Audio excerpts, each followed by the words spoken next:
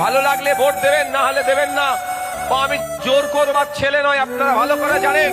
কিন্তু এতটুকু কাজ আপনাদের করতে হবে। ভোটের নোটিফিকেশন হয়ে যাবে, যে যার বাড়ির সামনে লিখে লিফলেট মেরে দেবেন, সাদা কাগজে লিখবেন যে মাদ্রাসা বাঁচানোর সময়ে, মসজিদ বাঁচানোর সময়ে, ঈদগাহ বাঁচানোর সময়ে আপনি আমাদেরকে, তৃণমূল আমাদেরকে দিল্লি যাওয়ার বিধান দিয়েছে। তাই ভোটটা চাইতে এসেছো আমার দরবারে, আমার দ্বারে ভোট চাইবে না, দিল্লিতে গিয়ে ভোট চাও তোমরা।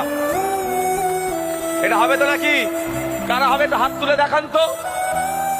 মায়ের হাত তুলে দেখান, বাপের হাতটা তুলে রাখুন। হবে তো নাকি? বুঝিয়ে দেবো তো মমতা ব্যানার্জিকে যে মাদ্রাসা বাঁচানোর জন্য তুমি আমার পাশে ছিলে না, মসজিদ বাঁচানোর সময় তুমি আমার পাশে ছিলে না, আমার বাপ দাদুর কবরটাকে বাঁচানোর জন্য তোমাকে আমার পাশে পাইনি, উল্টে তুমি আমাদের নামে মিথ্যা মামলা দিয়েছো। সামনে ভোট আসছে, তুমি আমাদের ভোটের আশা করো না। এটা বলবেন তো নাকি?